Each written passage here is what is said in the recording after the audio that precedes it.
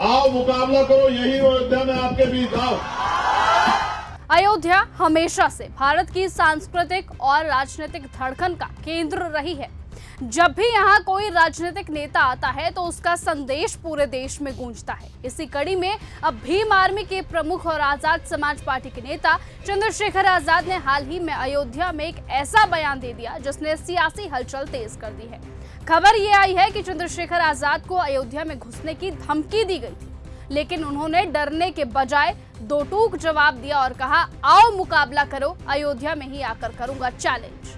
उनकी ये चुनौती सिर्फ किसी समूह या संगठन को नहीं बल्कि ये पूरे राजनीतिक तंत्र के लिए एक संदेश थी कि अब उन्हें रोकना आसान नहीं होगा। आओ मुकाबला करो, यही अयोध्या में आपके बीच। आओ।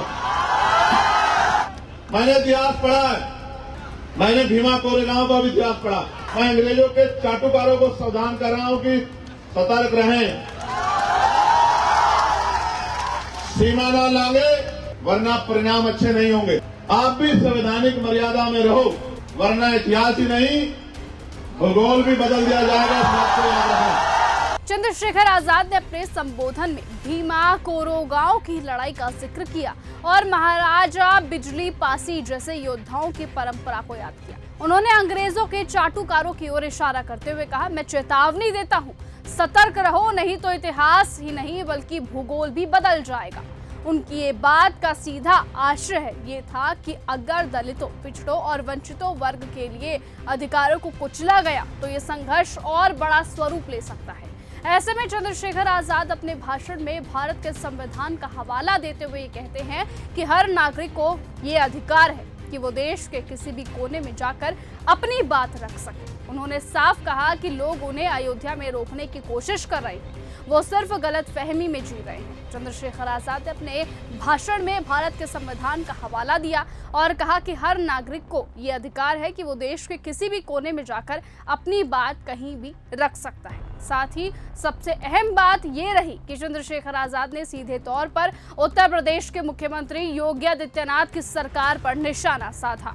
उन्होंने बयान दिया कि योगी जी की सरकार में अगर कोई सोच रहा है कि हमें अयोध्या में रोक दिया जाएगा तो ये संभव नहीं है और अब वो दिन चले गए जब किसी को अपनी बात रखने से रोका जा सकता था। ये बयान खुद उत्तर प्रदेश की मौजूदा राजनीति में बड़ा संदेश देता है, क्योंकि अयोध्या को योगी सरकार की साख और ताकत का प्रतीक माना जाता है।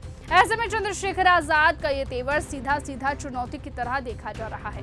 अपने संबोधन के अंत में चंद्रशेखर आजाद ने भावनात्मक और आक्रामक दोनों अंदाज में जनता को संबोधित किया। उन्होंने कहा कि वो संविधान मर्यादा में रहते हैं, लेकिन अगर कोई सीमा लांघेगा तो परिणाम अच्छे नहीं होंगे। उन्होंने साफ चेतावनी दी कि अब किसी बहन बेटी का अपमान नहीं होगा और समता मूलक समाज की लड़ाई अयोध्या से भी जारी रहेगी।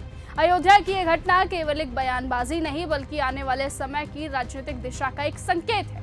ऐसे में चंद्रशेखर आजाद ने इतिहास, संविधान और सामाजिक न्याय तीनों को आधार बनाकर सीएम योगी आदित्यनाथ की सरकार को सीधे चेतावनी दे डाली है। तो वहीं अयोध्या की धरती से दिया गया यह संदेश आने वाले दिनों में प्रदेश की राजनीति में बड़ी बहस और टकराव का कारण बन सकता है। देखना होगा कि जिस तरीके से हुजूम चंद्रशेखर आजाद को देखने के लिए, उनको सुनने के लिए आया था, क्या वही हुजूम उन्हें 2027 में जो यूपी में विधानसभा चुनाव है उसमें जीत दिलवा पाएगा या नहीं, वो आने वाला वक्त बताएगा और यूपी के चुनाव बताएंगे। लेकिन फिलहाल तब तक के लिए आप बने रहिए और ऐसे ही देखते रहिए न्यूज गंगा। साथ ही कमेंट सेक्शन में लिखना ना भूलें कि आखिरकार आप अगली बार आप किसको मुख्यमंत्री की गद्दी पर बिठाना चाहते हैं। नमस्कार।